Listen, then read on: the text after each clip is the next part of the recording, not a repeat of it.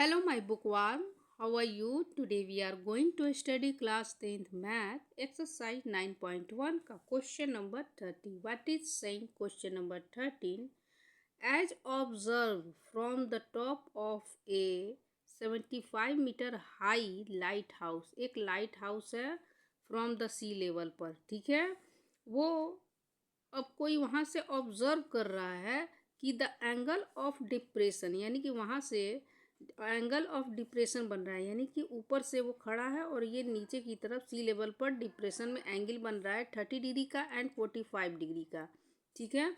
If one ship is exactly behind the other, ठीक है, दो शिप हैं, उसके जस्ट एक के जस्ट पीछे दूसरा है, द सेम साइड, एक ही साइड में है लाइट हाउस के, ठीक है। तो find the distance between two ship, दोनों शिप का डिस्टेंस हमको फाइंड करना है, ठीक है। तो क्वेश्चन समझ चुके हैं और आंसर समझते हैं। देखिए, ये मान लीजिए कि ये लाइट हाउस है। लाइट हाउस से यहाँ से कोई ऑब्जर्व कर रहा है, एक ही साइड में दो शिप है, ये मान लीजिए ये सी लेवल है, ठीक है। एक ही साइड में, इसके एक ही साइड में ये एक शिप है और ये एक दूसरा शिप है, ठीक है। तो एंगल ऑफ डिप्रेशन बन रहा है, तो ये देखिए यहाँ से देख रहा है तो यहाँ पे इसका ये हॉरिजेंटल हो जाएगा, ठीक है। अब देखिए ये इसका हॉरिजेंटल हो जाएगा, तो यहाँ से इसकी फर्स्ट वाली, इसकी एंगल, पहले वाली की एंगल 30 डिग्री बन रही है, ठीक है। और फिर ये यहाँ से दूसरे वाली की एंगल 45 डिग्री बन रही है, ठीक है। तो इन दोनों का डिस्टेंस हमको फाइंड करना है, ठीक है। तो सबसे पहले हम नेमिंग कर लेते हैं। इसको, इस पॉइंट को ए, इस पॉइंट को बी, इस पॉइंट को सी और इस पॉइंट को डी कर लेते हैं, ठीक है। अब देखिए इस ट्रायंगल में, देखिए ये अगर A D C, A D B में ये देखिए परपेंडिकुलर है और ये बेस है, ठीक है।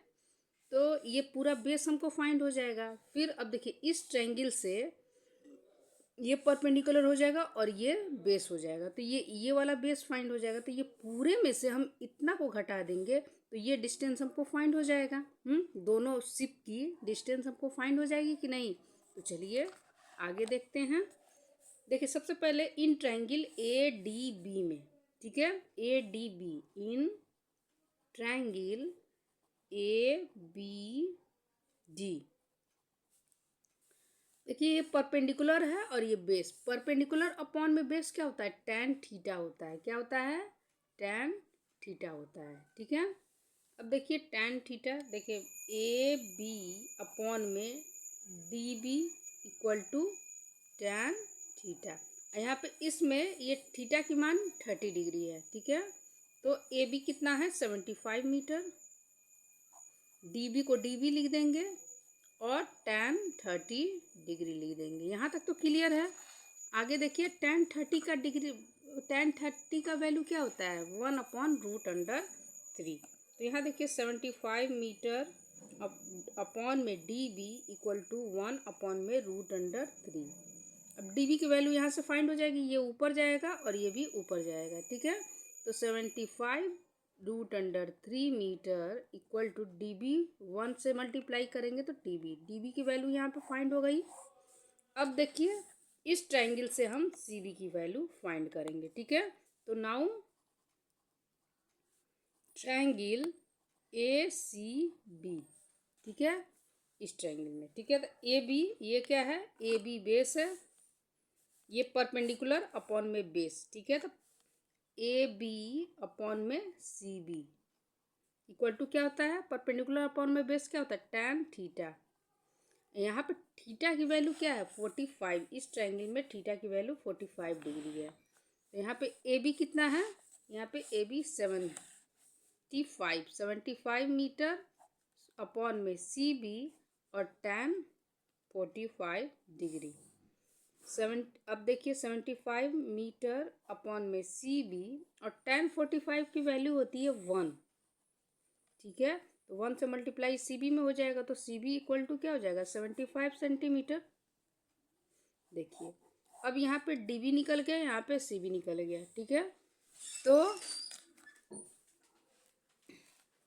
देखिए ये डी सी इक्वल टू क्या होगा, ये D B minus C B, ठीक है। तो यहाँ पे लिखेंगे D C equal to D B minus C B. ठीक है, अब देखिए डी बी की वैल्यू क्या है, ये डी बी की वैल्यू 75√3, तो 75√3 माइनस सी बी की वैल्यू 75। देखिए दोनों में 75 कॉमन है, तो 75 क्या हो जाएगा, कॉमन ले लेंगे, तो यहाँ पे √3 ये माइनस, तो माइनस ये 1, ये डी सी की वैल्यू, डी सी माने कि दोनों की शिप का डिस्टेंस। तो डिस्टेंस यहाँ पे लिखेंगे, डिस्टेंस बिटवीन टू शिप